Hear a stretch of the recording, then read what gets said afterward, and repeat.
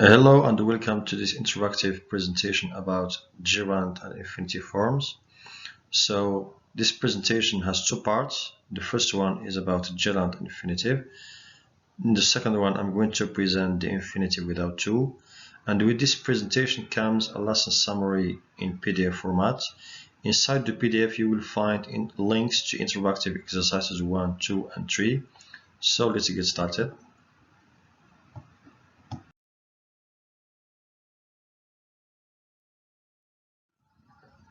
So the first part is about gerund or infinitive. Let's look at some examples.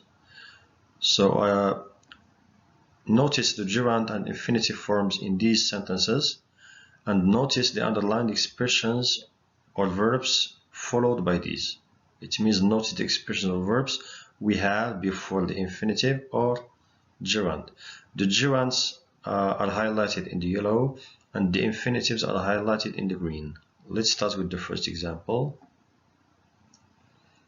Muhammad Khairuddin's books are worth reading. So here we have gerund form. Gerund is verb plus ing. Why are we putting reading in the gerund form? Because we have expression art words. So always after be words, put gerund form. Something, for example, is worth reading, worth watching, worth listening to.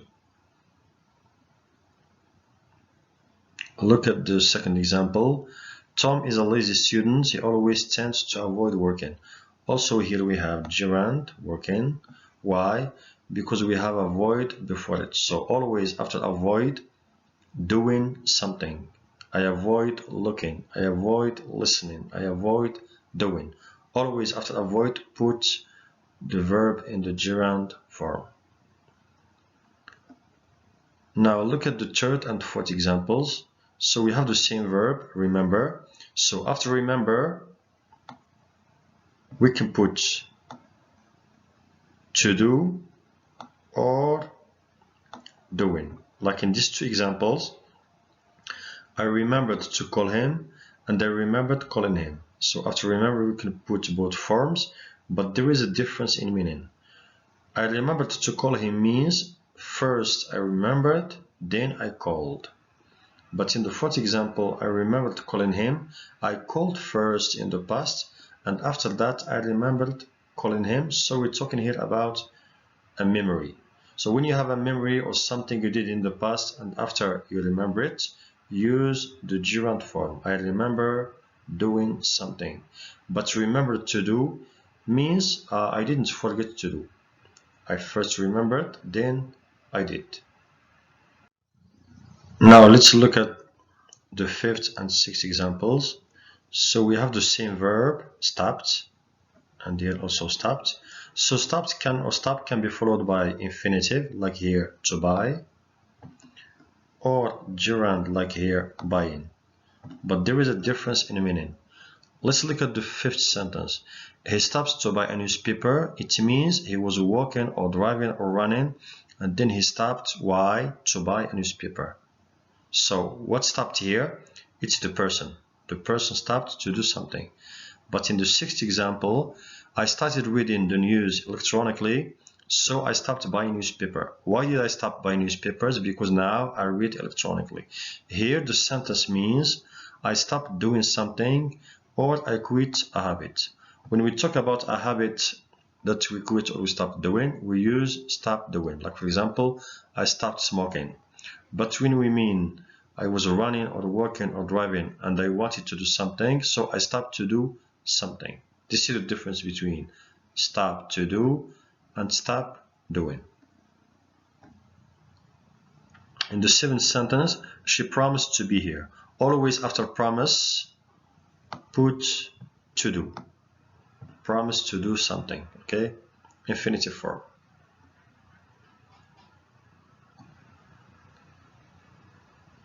8, I really enjoyed watching. So we have here enjoy. That's why I put in gerund form. After enjoy, always gerund. I enjoy doing, I enjoy listening.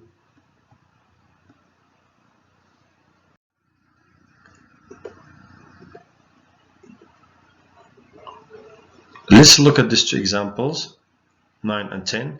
We started reading the book. We started to read the book. After start, we can put gerund or infinitive, but there's no difference in meaning. It's the same. So start, it's not like a remember or stop. You can put start to do or start doing, and it's the same. For example, we started reading the book. We started to read the book. It started to rain. It started raining. Also, try is a verb that is followed by both infinitive and gerund. Like here, I tried to learn, and I tried opening. But there is a difference in meaning. I tried to learn English means I made a big effort to learn English, or I attempted to. But when you use it as a gerund, it means you experiment with things or solutions to solve a problem, especially a problem that is difficult to solve. For example, here, the room was hot, so I tried opening the window. That didn't work, so I tried turning on the fan. It means I experimented. Now let's look at this table, which summarizes the expressions or verbs followed by infinitives, by gerunds, or by both. In the first column, you have expressions or verbs followed by infinitives, like promise to, decide to, order someone to. So always after these, for example, I promised to do something. I decided to do something. I ordered someone to do something. In the second column, we have expressions or verbs followed by gerunds, like be worth reading, be worth watching, I enjoy reading, I enjoy watching. In the last, we have expressions or verbs that are followed by either infinitives or gerunds. So with the remember, stop, and try, we can use both, but the meaning is different. With these, we start to begin like love, hate, and prefer, and others.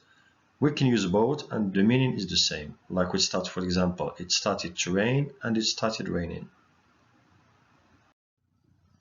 Welcome to part 2, which is about infinitive without to. So we use the infinitive without to first after the modal verbs like can, could, may, might, will, shall, would, should, and must. For example, if you say you should to see a dentist, it's not correct. You should not use to. The correct use is you should see a dentist. So after should, you should use verb without to, see, like this. So don't say I should or you should to do something. I should do something. Another example, he might come to the party, but he hasn't decided yet. As you see, come is verb without to. What would you do if you were in my place? It's not what would you to do, it's what would you do. After the would, we use verb without or infinitive without to. After also some structures like had better and would rather. For example, you had better consult a specialist about this problem. So as you see here, consult is an infinitive without to. Why? Because it comes after had better. We can say had better, or short form, you'd better, apostrophe D. In B, I would rather finish my book. I would rather means I prefer. Finish my book, not I would rather to finish. So finish is also an infinitive without to. After lit and lit, like let me explain the situation to you. So explain, not to explain. After lit, like let's watch, not let's to watch. We use this with suggestions. Let's go, let's watch, let's do something. So always after let's put verb or infinitive without to. After help, we can use to infinitive or infinitive without to. It's optional. Like in I want to help you understand this lesson, or I want to help you to understand this lesson. Both are correct. So here you can use infinitive without to or infinitive with to. Both options are correct. So that's all. I hope this presentation will help you understand gerund and infinitive forms more. So for more practice, please go to the summary in PDF, which is used with this presentation. You will find 3 links to 3 interactive exercises. Practice more. They have time and are auto-scored, and they will help you understand these forms more. And good luck.